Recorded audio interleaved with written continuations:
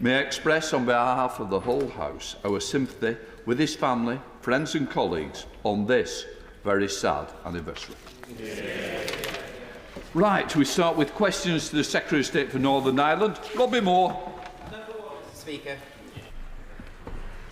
Good morning, Mr. Speaker. And with permission, Mr. Speaker, I'd like to answer questions 1 and 9 together. And may I associate myself and everyone in the House with your comments just then about PC Keith Palmer on this anniversary.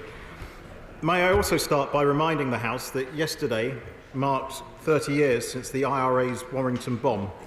My thoughts are with those who are affected by this atrocity, which caused the death of 2 young children, Tim Parry and Jonathan Ball, and injured 54 others. It's a reminder of the terrible cost of the Troubles and of the vital importance of maintaining peace and improving political stability in Northern Ireland. And I'm grateful to all those who continue to promote peace and reconciliation in our society. Last week I visited the United States for the St Patrick's Day celebrations, and I'm keenly aware that the eyes of the world will be on Northern Ireland in the month ahead as we prepare to mark the Belfast Good Friday Agreement's 25th anniversary. A host of events, big, small, civic and private and public, are being organised, many by Queen's University Belfast, to mark this important anniversary. Robbie Moore. Thank you, Mr. Speaker. The 25th anniversary of the signing of the Belfast Good Friday Agreement is significant not just in the history of Northern Ireland, but for the whole of the United Kingdom. How will his department ensure that this historic moment is recognised appropriately in every part of the country? I thank the honourable gentleman for his question, and I completely agree with him that this historic moment is an achievement not just for Northern Ireland but the entire United Kingdom. We actually do have an educational initiative which is going to offer young people across the United Kingdom an opportunity to engage with the anniversary by learning about the journey to the agreement itself and its crucial role in providing peace and prosperity in Northern Ireland. Obviously, 25 years on, we are no less committed to achieving this aim. Gerald Jones. Thank you, Mr. Speaker. The Good Friday Agreement is undoubtedly one of the proudest moments under the last Labour government, and the Labour Party is proud of its part in it and work with people like Tony Blair, Mo Mowlam and many others. Strand 2, the North-South Ministerial Council, is often overlooked, so can I ask the Minister whether he agrees, as we move forward with the Windsor Framework, that these bodies will have an important role to play in improving prosperity in Northern Ireland, and how we see that's developing? And I mean, all 3 strands of the agreement are vitally important and all need to be working. But he's completely right. Strand 2, and the council he mentions, is very important as we move forward from this point. We've had 25 years of peace and stability, which has flowed from the Belfast Good Friday Agreement and its signing. And when we I'd like to think, as we look forward, we not just have peace and stability, but we also have prosperity for the next 25 years. Secretary of State Peter Kyle. Thank you, Mr. Speaker, and can I associate myself with your important words about PC Keith Palmer. It's been reported that PSNI has requested 330 officers from other UK forces for support during the forthcoming presidential visit from President Biden next month. Can he confirm that his department will continue to work closely with PSNI during this challenging period and anticipate any assistance that they might need? Yes, we have a number of very big visitors coming to Northern Ireland to mark this very important anniversary. And I know that actually the PSNI are remarkably well organised and preparing for this. And of course, the government will happily support the PSNI in its endeavours. Peter Kyle. I'm grateful for his words.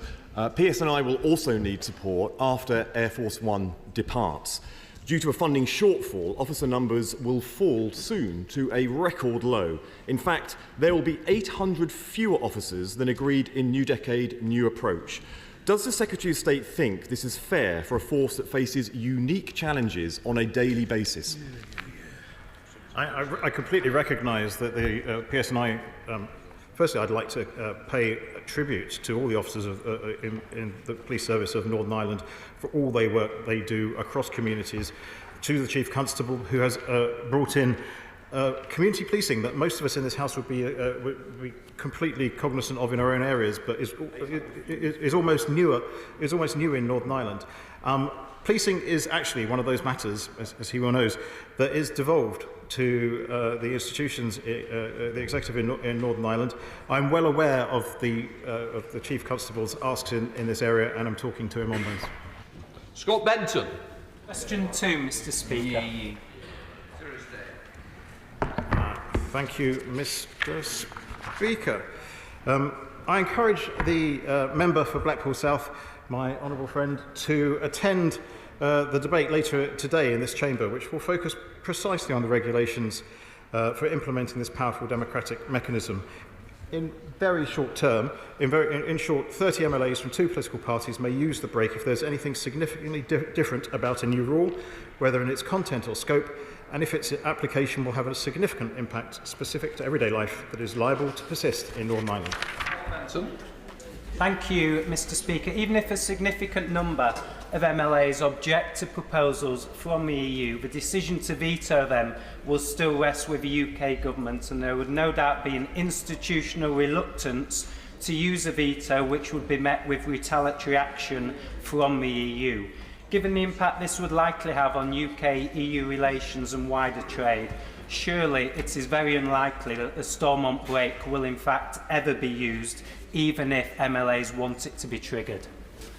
I thank the honourable gentleman for his question, and with respect, I think he underestimates the power of this mechanism. The government will be under a legal obligation to trigger the break where the conditions under the Windsor framework were met. Actually, compared with the protocol bill, this is a significant advancement, because the remedial measures that he talks about, should the EU choose to take them, would only be proportionate and would have to be related to NI to EU trade, whereas in the protocol bill it would have been across the piece. No one wants to use this mechanism for trivial reasons, but once triggered, the regulations set out that the government must not agree a rule at the Joint Committee unless there's cross-community support for it in the Assembly, that it does not create regulatory borders within the United Kingdom, or there are exceptional circumstances like Stormont not sitting or foot-and-mouth outbreak or something of that nature.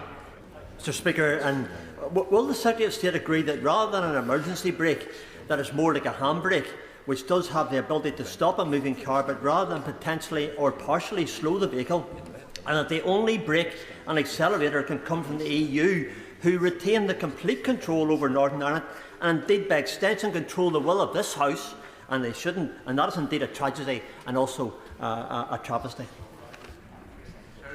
I thank the honourable gentleman for his question. Essentially, if the Assembly says no to something, the presumption is the government would veto it. But without this measure, Northern Ireland would continue to have full and automatic dynamic alignment with EU goods rules, with no say whatsoever in the Northern Ireland Assembly and no veto on amending and replacing measures. The Stormont break is a very good thing. Alexander Stafford. Number 3, sir. Mr. Speaker, the Windsor Framework restores the free flow of trade from Great Britain to Northern Ireland. The agreement guarantees unfettered access for Northern Ireland's businesses to the UK market on a permanent basis, and we have secured an alternative arrangements which remove any proposed requirement to provide export declarations or equivalent information for goods moving from Northern Ireland to Great Britain. Alexander Stafford. Thank you very much indeed, Mr. Speaker. Rother Valley has many amazing businesses, especially butchers such as G. Lomas in South Anston, Grazer Thurcroft, Stuart Sanders and Maltby, and Lawns Farm in Malvern. I want everyone to try their products. What assurances can the Minister give me that everybody, no matter where they are in the United Kingdom, can taste Rother Valley sausage?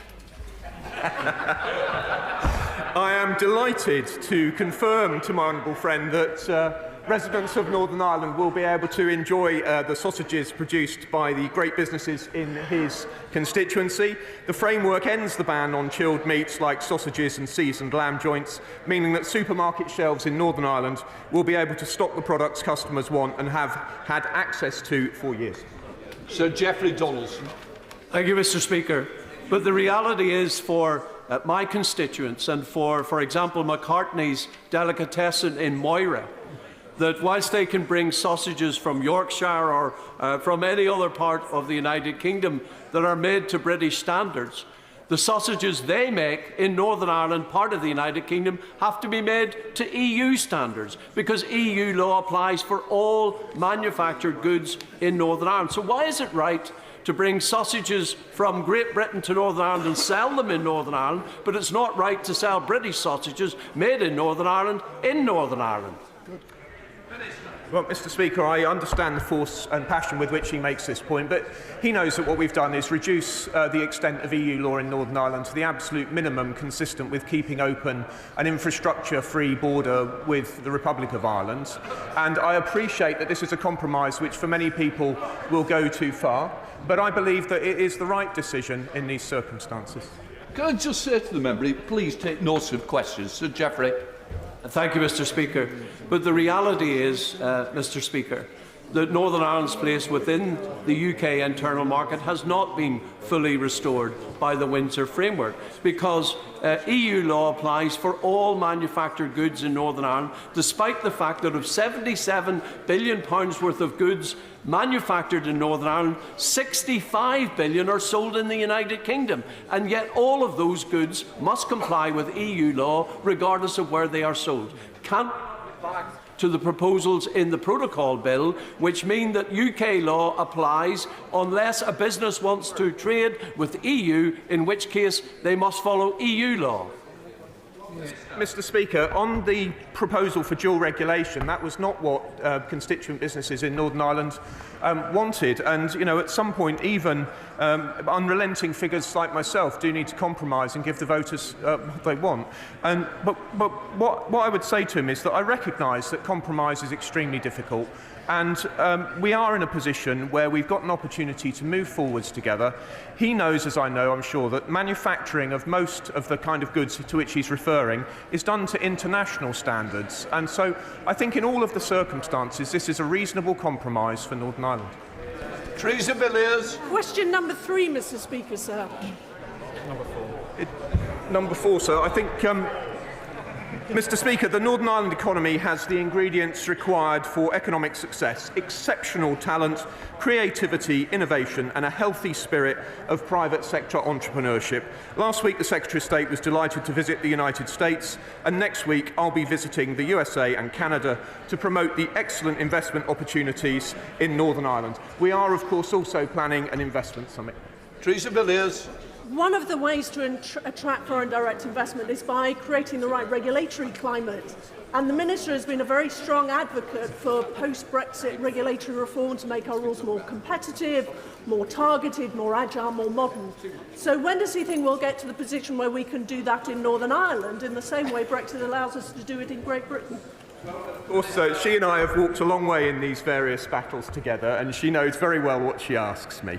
In relation to goods, we do have to make sure we can keep open that infrastructure-free border north-south. But what I would say is that the unique position of Northern Ireland is that on services regulation, Northern Ireland will be subject to UK law and UK trade agreements. So where we have comparative advantage, particularly in Northern Ireland on issues like fintech, they'll be subject to UK law and UK regulation, and they'll have access to global markets through the kind of trade agreements in services which it's in all of our interests to strike to serve the comparative advantage of the whole UK. This is the unique opportunity now facing Northern Ireland. I want us all to seize it in every way we can.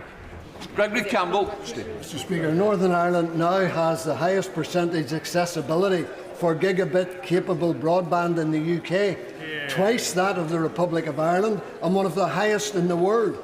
Will he ensure that the energy infrastructure is such to complement this, thereby offering one of the best inward investment and indigenous business opportunities anywhere in the world? Well, Mr. Speaker, he will know that energy is devolved, and I hope that he will join me in doing everything possible to ensure that the maximum investment can be made in energy in Northern Ireland, and he knows exactly what he and his colleagues need to do to help me to serve him and serve Northern Ireland, and that is, of course, to restore the devolved institutions. John Barron.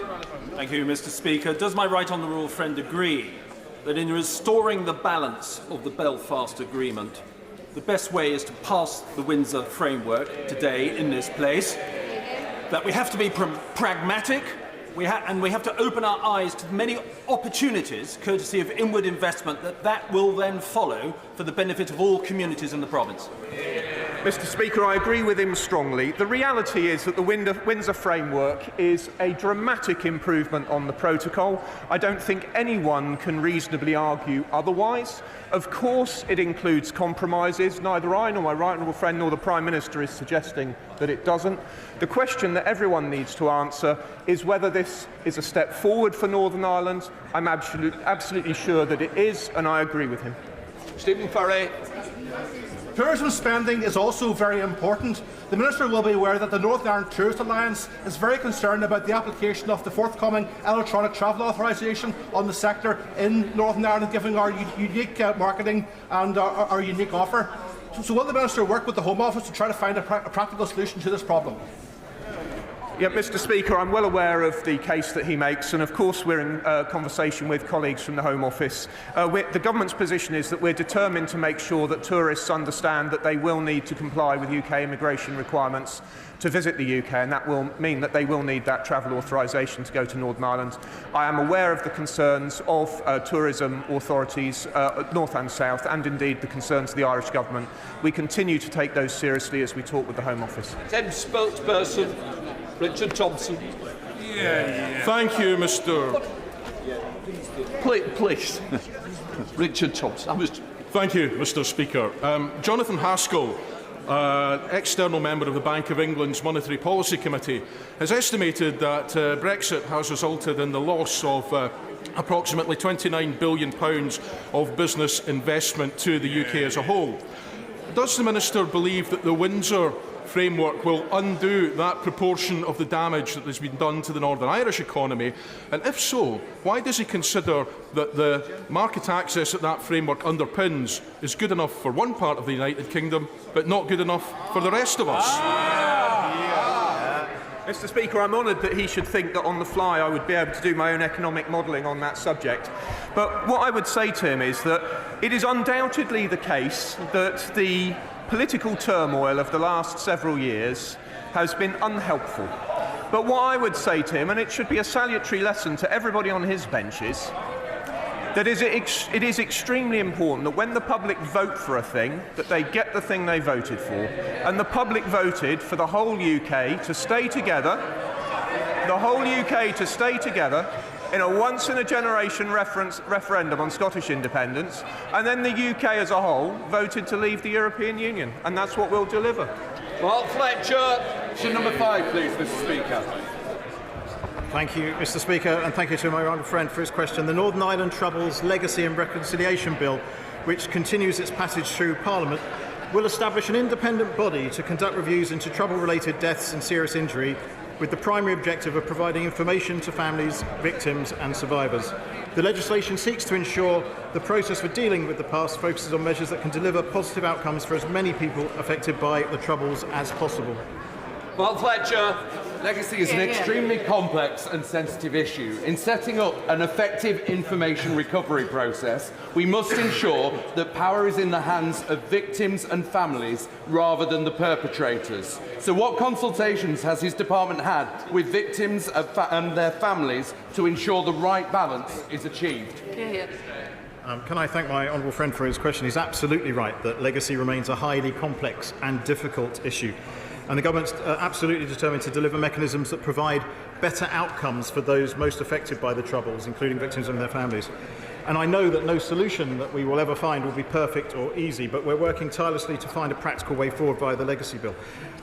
As for engagement, myself and my ministerial colleagues have had over 60, nearly 70 engagements with groups and individuals concerning this, and we continue to meet people on a regular basis.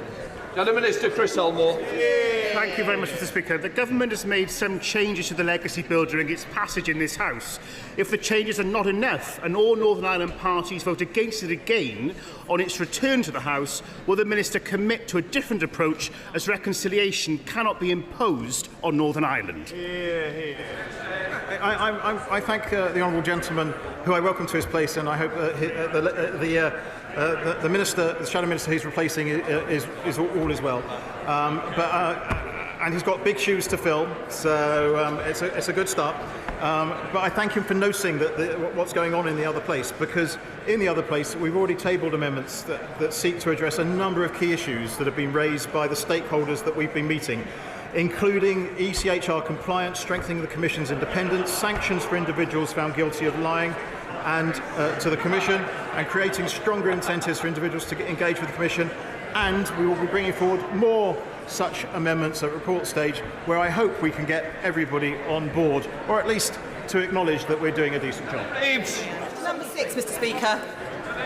Mr. Speaker, the UK Government is steadfastly committed to the Belfast Good Friday Agreement and the institutions and rights established by it. We recognise the importance of the rights, safeguards and equality of opportunity provisions within the agreement to the people of Northern Ireland, and the Secretary of State discusses the subject regularly with Cabinet colleagues.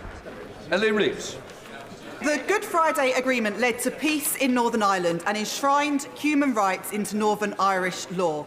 Yet the Tories' Bill of Rights is nothing but a rights removal bill.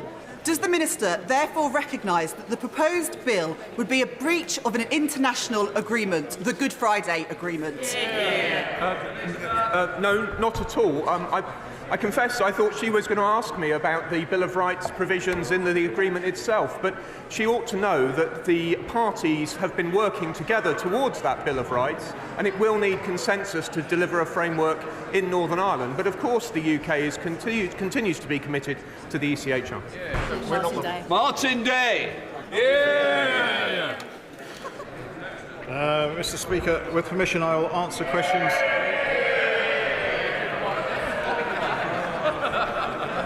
The Leader of the Opposition knows how much this Parliament likes it when you group questions together. With permission, Mr. Speaker, I will answer questions 7, 10 and 13 together. The Windsor Framework restores the free flow of trade from Great Britain to Northern Ireland through a green lane, guarantees unfettered access to Northern Ireland's businesses to the UK market on a permanent basis, and a whole host of other benefits which we've got. Thank you. The world's most exciting economic zone is how the Prime Minister described Northern Ireland being in the UK market and having access to the European market. Does the Secretary of State agree with that assessment? And if he does that not mean that the rest of the UK's nations are at a disadvantage, being less exciting, only being part of the UK market? I thank him for acknowledging what a good deal the Windsor Framework is. And as the Prime Minister has said, Northern Ireland will now be in the unique position of being part of the UK internal market, the 5th biggest market in the world, but also enjoying the EU single market. And as part of the UK, Northern Ireland's businesses and consumers are able to benefit from the new trade agreements we are able to negotiate and the new UK regulatory regime for trade and services that we can do outside of being members of the European Union. Kirsten Oswald. Mr. Speaker, by the Secretary of State and the Prime Minister's own admission, Northern Ireland is in a better economic position than the rest of the UK because of its place in the European single market. Now, the Prime Minister also said this would lead to more companies investing in Northern Ireland, and that won't be new money. So if companies are investing more in Northern Ireland, does he see that means that they'll be investing less in the rest of the UK? Would the Secretary of State see that as a win-win?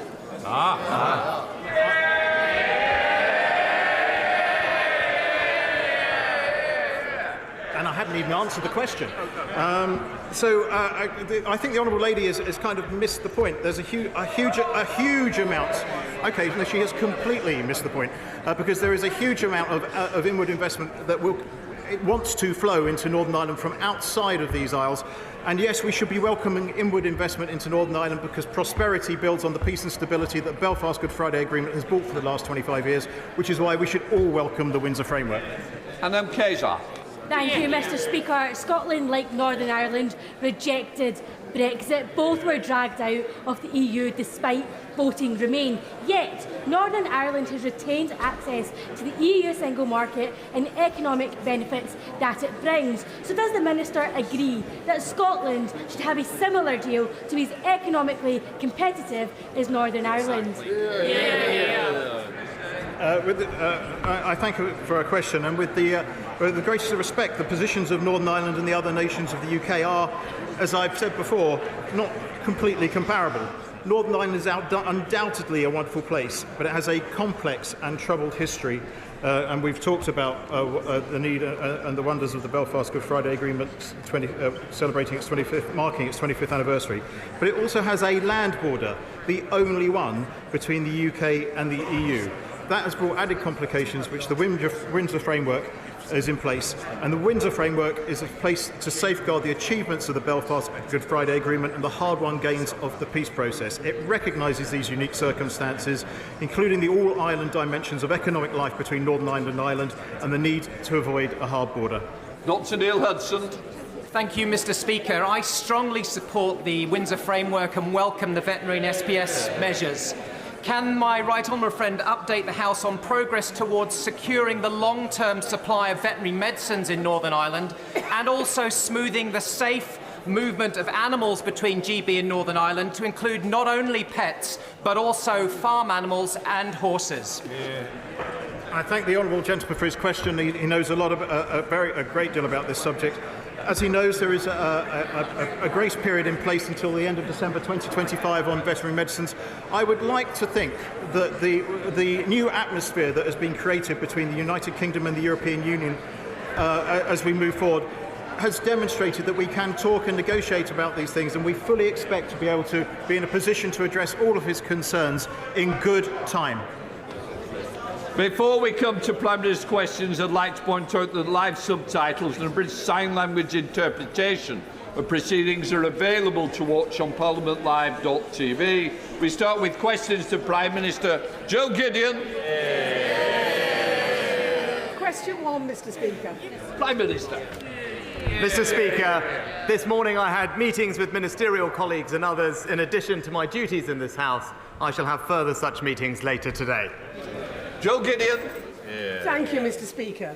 Tomorrow is the National Day of Reflection, a Marie Curie-led initiative bringing together communities across the UK to remember family, friends, neighbours and colleagues we have lost.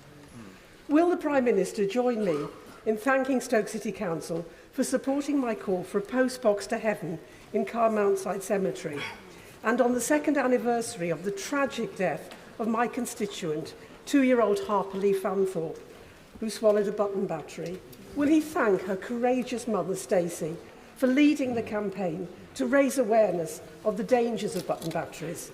And will he back my call for legislation to ensure greater product safety? Well, Mr. Speaker, of course I join my honourable friend in thanking Stoke City Council. I'm very sorry to hear of Harper Lee's tragic case, and my thoughts are with her friends and family, and particularly her mother Stacey. And we are aware of the concerns about button batteries. The law is very clear that products available in the UK must be safe. The Office for Product and Safety Standards has published guidance on exactly this for manufacturers and is working with the Child Accident Prevention Trust to educate parents and childcare professionals on button baton safety. Leader of the Opposition, Keir Starmer. Thank you, Mr. Speaker. Today we remember the innocent lives lost 6 years ago in a terror attack on Westminster Bridge. Amongst those tragically killed was PC Keith Palmer, who sacrificed his life to protect others.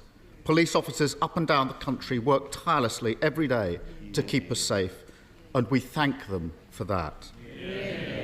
But as we saw this week, those brave officers are being let down. Dame Louise Casey found institutional homophobia, misogyny and racism in the Metropolitan Police. I accept those findings in full. Does the Prime Minister? Prime Minister. Well, Mr. Speaker, I join with the honourable gentleman paying tribute to PC Palmer and indeed all the other police officers who have lost their lives serving and those who do so much to keep us safe. I was appalled, Mr. Speaker, to read the descriptions of the abhorrent cases of officers who have betrayed the public's trust and abused their powers. And let me be clear, it is and was unacceptable and should never have happened. We have taken a series of steps already, and the government will also now work with the Mayor and the Metropolitan Commissioner to ensure that culture, standards and behaviour all improve. At the heart of this matter are the people whose lives have been ruined by what has happened, and I know the whole House will agree with me that it is imperative that the Met works hard to regain the trust of the people it is privileged to serve. Keir Starmer. I take it from that answer that the Prime Minister does accept the Casey findings in full, including the institutional failures. Because nobody reading the Casey report can be left in any doubt about how serious this is, and doubt for a second that it's restricted to the Met. The report lays bare how those unfit to join the police are aided by patchwork vetting systems that leave the door open. If the government backed Labour's plan for proper mandatory national vetting, we could end the farce that sees different police recruitment standards in different forces. Will he back that plan so we can make speedy progress? Prime Minister. Well, Mr. Speaker, there's no need to back that plan because we're already taking action to tackle the issues that are raised in the Casey report. And it was actually 2 months ago. It was 2 months ago that I met with Dame Louise Casey and the Metropolitan Commissioner, and we introduced a series of measures. For instance, the College of Policing is currently updating the statutory code of practice for police officer vetting that all forces legally have to follow. All police forces are in the process of checking their officers against the Police National Database, and in weeks, Her Majesty's Independent Inspectorate will report back on their re-inspection of all forces' vetting procedures. Now, these steps, of course, won't undo the terrible damage that have been previously committed, but we owe this action and more to the victims and survivors to ensure that such tragedies never happen again. Keir Starmer. Well, the problem with the Prime Minister's answer is what he's referring to isn't mandatory. How can it possibly be right to have different standards for recruitment in different police forces? No wonder the Casey report criticised what she calls the government's hands-off attitude to policing over the last 13 years. But let's call it what it really is: sheer negligence. The report also exposes chronic failures by the police to deal with rape cases, with officers using, and I quote, overstuffed or broken fridges containing the rape kits of victims. On his watch, rape charges are 1.6%. Yet the government still hasn't backed Labour's plan to have proper, high-quality rape and serious sexual offences units in every police force. Why not? Prime Minister. Mr. Speaker, what Louise Casey also says is that primary public accountability of the Met sits with the Mayor of London.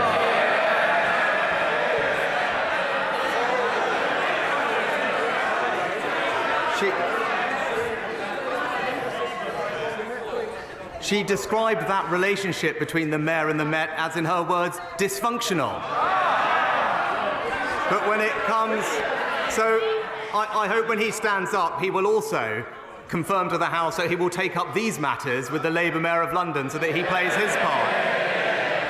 But Mr. Speaker, the way rape victims were treated by the criminal justice system wasn't good enough, and that's why the government published an ambitious rape review action plan.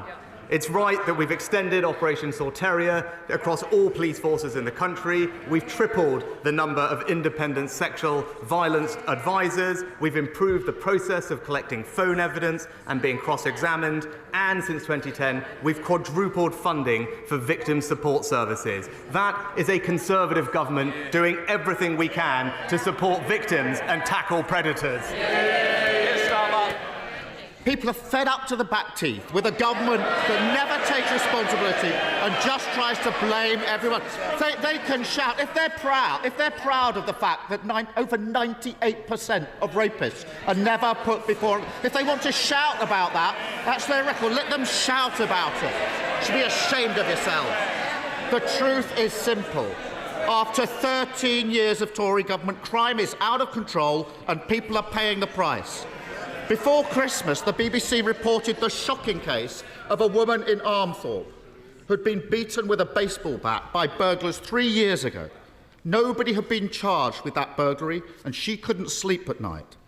Under their watch, tragically, that's not an unusual case. So can the Prime Minister tell us what's the charge rate for theft and burglary across the country? Prime Minister. Well, Mr. Speaker, actually, since 2019, neighbourhood crime is down by 25%. But he asked rightly about what's happening with rape cases. So let me just tell him that we are on track to meet our target of doubling the number of rape cases that are reaching our courts. Since the Rape Review Action Plan was published, we've seen police referrals double.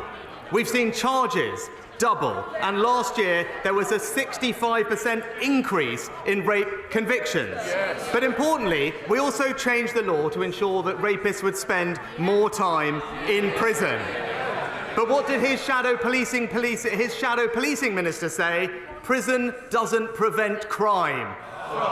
It tells you everything that you need to know about the Labour Party. You can't trust them to keep Britain safe. Mr. Speaker, the Prime Minister stands there and pretends that everything's fine. He is so totally out of touch.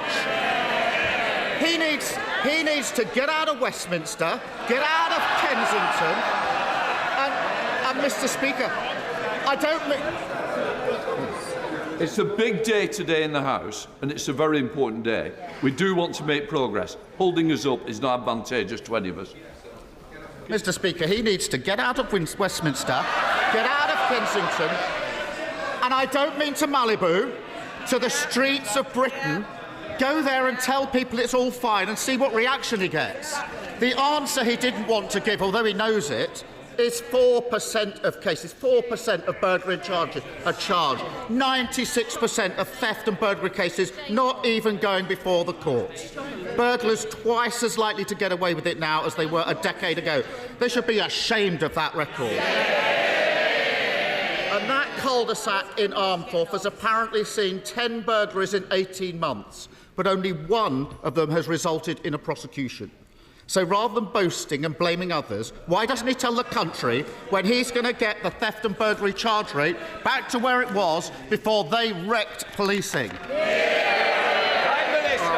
Mr. Speaker, first of all, let me say North Yorkshire is a lot further away than North London.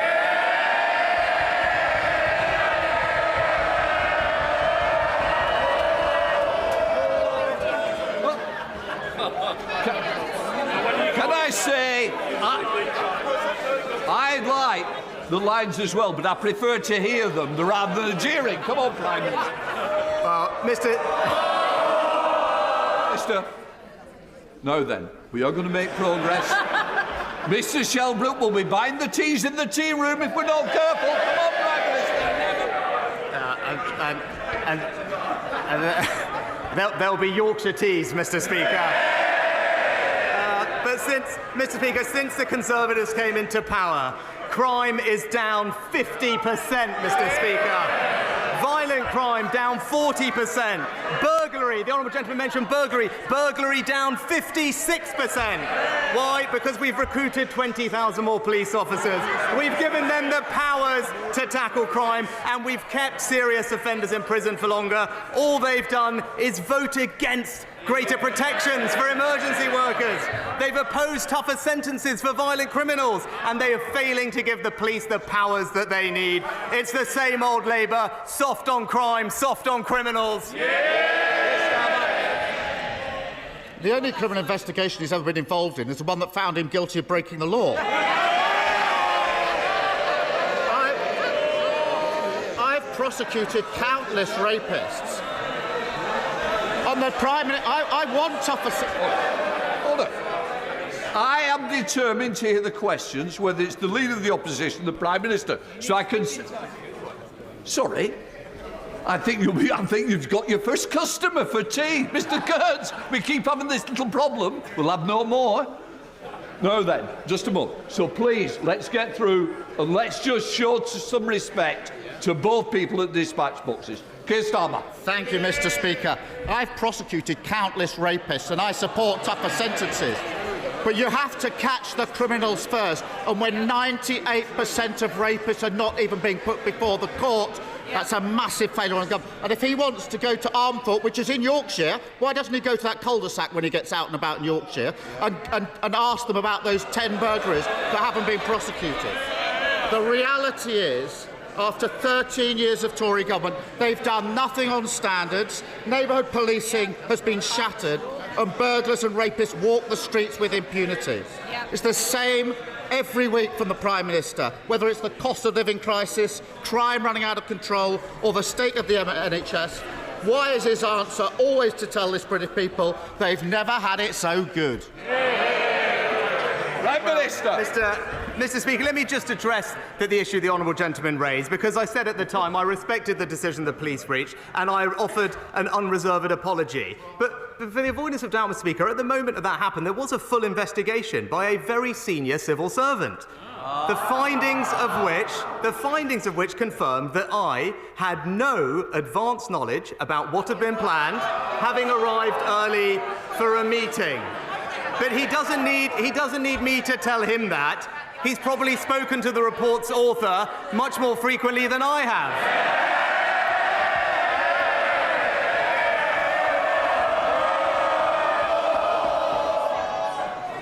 Luke, the Prime Minister needs to answer the question. He doesn't need you to... I don't think we need any more. Let's keep it that way. Prime Minister. Look, Mr. Speaker, we're getting on. We're halving inflation by paying 50% of people's energy bills and freezing fuel duty. We're cutting... And it's the same for this side. Mr. Gwynne, I don't need any more from the backbenches here either. Can I just say, let's calm... Mr. Fabricant, not again. I'm just quite seriously, today's a very big day, some important decisions are going to be taken. So please, I want to get this House moving on. Prime Minister. Mr. Speaker, we're also cutting NHS waiting lists by resolving pay disputes and getting doctors back to work. And, Mr. Speaker, we're stopping the boats with a new bill to tackle illegal migration. That's a Conservative government delivering on the people's priorities. Holly Bumbicroft. Holly Bumbicroft. Can I thank my honourable friend, the Prime Minister, for the efforts he has made to support the UK's steel industry? Can I tell him that we remain very concerned about job losses at British Steel in Scunthorpe? So will he today reassure my constituents in North Lincolnshire that we will never see the end of UK steelmaking under his watch? Mr. Speaker, the UK steel industry can have no greater champion than my honourable friend. And I know that this must be a concerning time for British Steel employees, and we stand ready to work with her to support them. Now, she's right, industrial sectors, including steel, have been able to bid into competitive government funds worth £1 billion to help support them to cut emissions and become more energy efficient. And the government's recently announced British Industry Supercharger Fund can help boost competitiveness in UK's key energy-intensive industries. And I look forward to working with her to ensure a thriving steel industry in our United Kingdom. Leader of the SNP, Stephen Flynn. Thank you, Mr. Speaker. I'd like to begin by paying tribute to PC Palmer, who so tragically lost his life in defence of this Parliament and indeed what we all stand for, democracy. Mr. Speaker, what worries the Prime Minister most about Brexit right now? Is it the likely 4% hit to UK productivity, or is it 3 former Tory leaders planning to vote down his deal this afternoon? Mr. Speaker, Mr. Speaker, the Windsor framework represents. Just to help the chamber, just help everybody. I understand it's true. Prime Minister. Mr. Speaker, the Windsor framework represents a good deal for the people and families and businesses of Northern Ireland. It restores the balance of the Belfast Good Friday Agreement and ensures Northern Ireland's place in our precious union. But what I would say to him, I was more intrigued to see the words of his own party's president, who just this past week have described his own party as being, in their words, in a tremendous mess.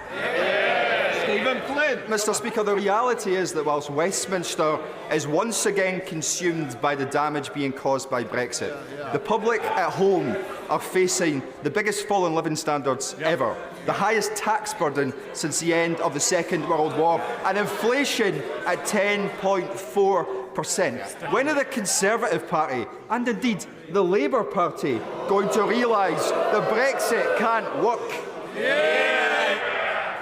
Mr. Speaker, the actions that this government is taking are ensuring that fully half of most families' energy bills are being supported by this government. We're also making sure that we're delivering for people with cutting NHS waiting lists, and that's something that we're happy to work with the Scottish Government to learn and share best practice with them on. But we're also, Mr. Speaker, delivering on the people's #1 priority, which is to stop the boats and end illegal migration. Mr. Speaker, the unemployment claimant rate has declined significantly over the last decade, but there are still vacancies to fill and specific groups to help. And on Monday, the Employment Minister and I visited Arnold Job Centre, where Kelsey and her team are welcoming local employers to speak directly to job seekers, and a dedicated 50-plus work coach is getting more from that bracket into work. So would my right honourable friend join me in congratulating the staff at Arnold and other job centres across the country on the proactive work that they're doing, and when time allows, would you come to visit Arnold Job Centre in person to see the great work they're doing? Well, can I thank my honourable friend and join him in thanking all the staff at Arnold Job Centre for their hard work. I shall keep his kind invitation to visit in mind. He mentioned the over 50s, and he mentioned the over 50s, or as my right honourable friend the Chancellor described them, are more experienced workers, and he was right to focus on them, because together with the Work and Pension Secretary, we are putting in place a range of measures to help support them to return to and stay in the labour market, and that is something that not only will help us continue to bring inflation down, but will support those people to have healthy, productive, fulfilling lives. Neil Hamby. Thank you, Mr. Speaker. The UK Government recently confirmed that Scotland generated and sent south 35 billion kilowatt hours of energy in 2021. That number will rise to 124 billion in less than 8 years' time. For this multi-billion-pound bounty, Scotland will see no revenue, no manufacturing or supply chain jobs. In our land of energy plenty, why should our people be cold and hungry and businesses failing as a result of his government's robbery? So what has the Prime Minister to say in defence of this naked exploitation of Scotland's people and its resources? Mr. Speaker, actually, this government is a strong supporter of Scotland's North Sea oil and gas industry. And actually, it's the economically illiterate policy of, I think, almost all opposition parties to prohibit any new exploration of fossil fuels in the North Sea, which would have us then pay billions of pounds to foreign energy companies and then ship that energy here with twice the carbon emissions. It is a completely absurd policy, Mr. Speaker, that's bad for our security, it's bad for our economy, and that's why we're better off with the Conservatives in charge. Thank you very much indeed, Mr. Speaker. The island has been getting a better deal in recent years, and I thank the Prime Minister for that, especially before he was a Prime Minister, when he was working with me in different roles when he was in government to make that happen, and I'm grateful. However, the island remains the only sizeable island in the UK without a fixed link, separated from the mainland by sea, which does not receive a funding uplift to support local government services. And this injustice has been ongoing now for 50 years. And all the evidence, Mr. Speaker, shows that it costs more to provide local services on an island than on the mainland. Will the Prime Minister work with me and his ministers to overcome this injustice this year? Thank you. Well, can I thank my honourable friend for his continued campaigning on behalf of his constituents. It was a pleasure to spend many happy childhood holidays on the island, and I enjoyed visiting him more recently there as well. The Isle of Wight Council will benefit from a 10% increase in their funding in cash terms for the next financial year, and have been awarded an additional £1 million in recognition of the unique circumstances of the island, as my honourable friend points out. But I will ensure that he does get a meeting with the Minister for Local Government to carry on the good work that he and I started, and make sure that his local constituents get the support that they need. Rem Stringer. Mr. Speaker, we now know from the Telegraph's lockdown files that during COVID, at the very heart of government, Science wasn't being followed, and rational discourse had been abandoned. This had dire consequences for children's education, mortality rates amongst the elderly, the economy and access to the health service. Lessons must be learnt, Mr. Speaker, but we can't wait 10 years for the independent inquiry to tell us what we should do next time when the inevitable epidemic arrives. Will the Prime Minister agree to a short-term focused inquiry that can give us recommendations so that we do better next time? Well, Mr. Speaker, as with any public inquiry, the process and timing of the inquiry stages are for the independent chair to decide. As Baroness Hallett has previously set out, she intends to gather written evidence throughout this year, with public hearings also starting this year. They held a preliminary hearing in February which covered pandemic preparedness and resilience, and they've set out dates for preliminary hearings into core political and administrative decision-making across the UK throughout this month. But most importantly, the honourable gentleman will recognise it is an independent inquiry, and it's for the independent chair to set the terms.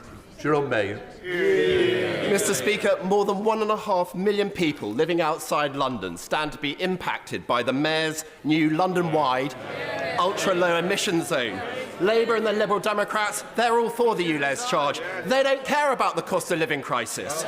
So does my right honourable friend agree with me that the best way to protect commuters and small businesses from the spread of this unfair £12.50 a day tax is to vote Conservative on May the 4th?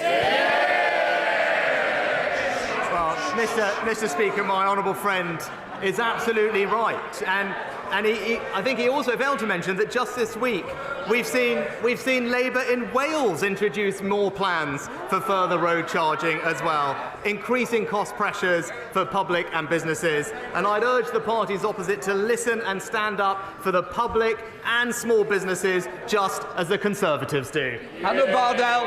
Thank you very much, Mr. Speaker. When my wee brother was diagnosed with ulcerative colitis 8 years ago, it's fair to say it turned our lives upside down. I'm incredibly proud of the man he is and all that he's achieved whilst living with this life-limiting condition. And my Livingston constituent, Stephen Sharp, manages local football team the Fulshay in Stonyburn. He has Crohn's disease and he lives with a stoma. And he's like many of our constituents up and down the UK, living with a life-limiting condition, trying to provide for their families whilst holding down jobs with a condition and disease that wreaks havoc on their body. So, Mr. Speaker, given 1 in 4 people wait more than a year for diagnosis, will the Prime Minister and indeed the House support the campaign to cut the crap and get diagnosed early for Crohn's and colitis? And would he meet with my constituent Stephen and I to look at what more can be done for awareness, research and funding? Can I thank the honourable lady for her question and pay tribute to, I think, her brother and also Stephen for everything that they're doing to raise awareness of this issue. I'd be very happy to meet with her and Stephen. It is something that I am familiar with, and it is a very difficult condition for people to live with, and it's right that they get the support and attention that they deserve, and I look forward to that discussion with her. Sir Jeremy Wright. Thank you very much, Mr. Speaker. My constituent Jamie Scott spent 4 weeks in a coma and remains seriously disabled as a result of a COVID vaccination. He and his family continue to believe that mass vaccination is the right policy, but it must also surely be right to ensure that that tiny minority who are seriously injured as a result are properly compensated. In the absence of court cases it's in no one's interests to litigate, the current limit on compensation is £120,000, even for very serious and lifelong injury, and anyone who is disabled by less than 60% gets nothing at all. That cannot be right. Will my right honourable friend look urgently at changing it? Mr. Speaker, it is important to start by recognising the importance of vaccines in protecting us all, and not least the fantastic rollout of the COVID vaccines across the UK. But I am very sorry to hear about the case that my right honourable friend raises. In the extremely rare case of a potential injury from a vaccine covered by the scheme, a one-off payment can be awarded. This is not designed to be a compensation scheme, and it does not prevent the injured person in pursuing a legal compensation claim with the vaccine manufacturer. We are taking steps to reform vaccine damage payment schemes by modernising the operations and providing more timely outcomes. But of course, I'll be happy to talk to the honourable gentleman further about it. Kate Osborne. Thank you, Mr Speaker. The new inflation stats this morning show food inflation is at 18%, the highest in 45 years. Millions are living in food and fuel poverty because of this government's failures and political decisions to enable grotesque profiteering at the expense of our communities. How on earth can the Prime Minister claim his plan is working, or is it in his eyes? Is it a success that so many people are struggling with their weekly food shop? Mr. Speaker, the figures that have been recently published showed that since 2010, there are 2 million fewer people living in poverty, thanks to the actions of this and previous Conservative governments. Of course, no one wants to see people struggling with week-to-week bills like food, which is why it's so imperative we stick to our economic plan. And as the OBR have said, we are on track to halve inflation by the end of this year. That is the most important thing we can do to ease the burden on people. And in the meantime, we have a range of programmes, whether that's free school meals or indeed the holiday activities and food programme, to provide support to the most vulnerable families who need our help. Thank you. Thank you, Mr. Speaker. 60 million to improve transport links from Wednesbury to the rest of Black Country, 4 million for Wednesbury High Street, and last week, the most important part of the budget, the £22.5 million to level up Tipton Town Centre. Mr. Speaker, this government has put a vote of confidence in my communities, one they've not had for nearly 50 years. Can I ask my right honourable friend, delivery is going to be absolutely key on these projects, because he can ensure, using his good office, that we absolutely get this delivered on time and realise the potential of my communities in Tipton and Wednesbury. Well, can I pay tribute to my honourable friend for his tireless campaigning on behalf of his local communities. I'm delighted that we are investing across the West Midlands, but particularly in places like Wednesbury and Tipton. And again, we will work with him to ensure that those investments are indeed delivered, working with the local councils, Transport for West Midlands and the West Midland Combined Authority. Those investments are going to transform people's lives and spread opportunity in his area, and he deserves enormous credit for making that happen. Very grateful, Mr. Speaker. Mr. Speaker, households in Gateshead have seen their energy bills triple over the last 2 years. They've endured not just the energy unit price increase, but the daily electricity standing charges increase from an average of 22 pence in 2019 to 58 pence from next month, an increase of 155% in standing charges, over £200 per year. To many of my constituents, particularly those in low-income households, this seems like a company tax just for having the temerity to be connected to the network. And these schemes will continue long after energy support schemes have ended. So will the Prime Minister commit to ending the regressive increases in standing charges and instruct Ofgem to return them to 2019 levels, or even end them completely? Mr. Speaker, thanks to the Chancellor, the government is providing support to a typical household energy bill, around half of that bill over the winter, support that was extended in the budget and will be worth £1,500 to a typical family. But we went further, Mr. Speaker, for those most vulnerable families. As the Chancellor announced, we will be ending the discrepancy between unit charges for those on prepayment meters, something that many in this House have called for, and also providing generous cost of living payments worth £900 to the most vulnerable families. Martin Vickers. Thank you, Mr. Speaker. Mr. Speaker, two of my constituents, George and Carol Ellis, are my guests here in the gallery today. Sadly, in 2021, their son died by suicide.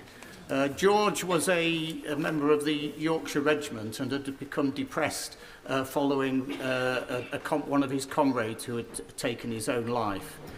In memory of George, Adrian and Carol have set up a support group which marries up one veteran with another who is able to talk through and hopefully help them. The support group is called Get Emotions Out, after George. Would the Prime Minister join me in offering condolences to Adrian and Carol, and also his support for the work that they're now doing? Can I join my honourable friend in sending my and the whole House's condolences to George's friends and family, and thank his parents for the brave work they are doing to raise awareness of veterans' mental health. Support is available for anyone experiencing suicidal thoughts, including from the Samaritans helpline. And thanks to the excellent work of my honourable friend, the Veterans Minister, we are working specifically to support veterans' mental health through Op Courage, which is a bespoke mental health and wellbeing service for veterans in the NHS, backed by considerable funding, which was increased in the recent budget, and that fully integrated service will be launched next month. But again, I pay tribute to George's parents for all the incredible work that they are doing. Alison Thulis. Thank you, Mr. Speaker. My constituent, Mariam Amiri, came to the UK from Afghanistan on a spousal visa back in 2016.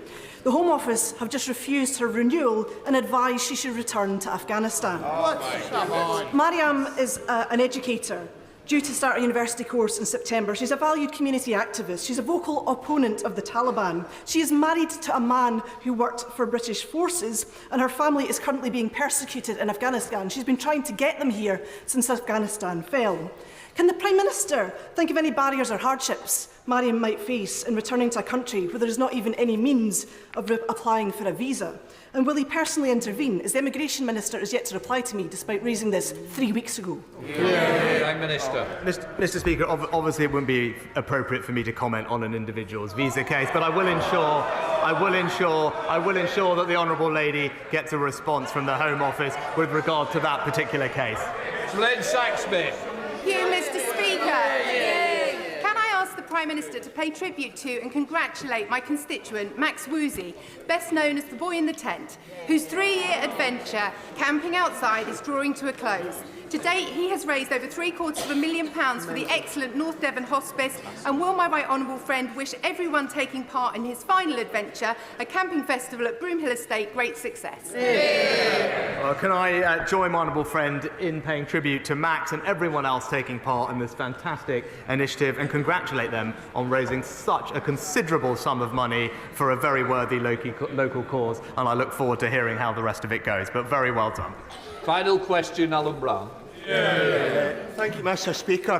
While the Treasury receives an additional £65 billion revenue from Scotland's oil and gas, they've only allocated £20 billion for carbon capture, but nothing for Scotland. They've cut the renewable energy budget by a third. They've only allocated £10 million for Scotland's world-leading tidal stream and failed to back pumped storage hydro. But yet they want us to contribute our share towards the £35 billion Sizewell C nuclear power station. Isn't it the case that within the Union, Scotland is the energy, but Westminster takes the powers?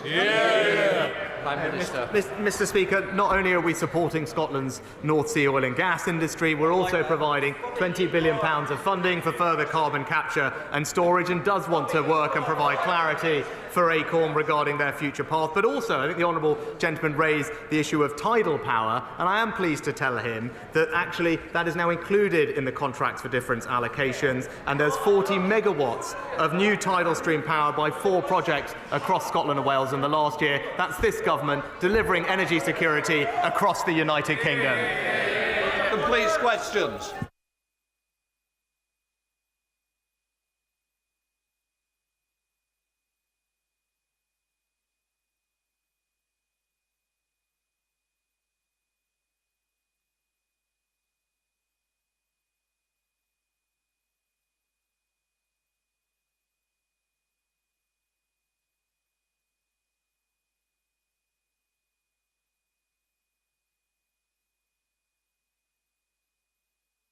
Len Saxby. Thank you, Mr. Speaker. I would like to raise a point of order regarding the Honourable Member for Twickenham's speech yesterday, in which he raised investment at one of my excellent North Devon schools. This was done without prior notification to myself or the school, and having spoken directly to the school and local education authority this morning, it does appear that the information presented was at best misleading, as the school has an extensive works programme planned to expand the school's capacity, and the timing of future works is being determined around the best interests of the pupils and the staff, with professional advice certainly not held up by a lack of funding. As a former teacher myself, I find it deeply disturbing that Liberal Democrat MPs are prepared to use schools outside their own constituencies as political pawns in this place. And Mr. Speaker, might you advise how best to correct the record and ensure there is no further repeat of this situation? Could I just say something, Lady?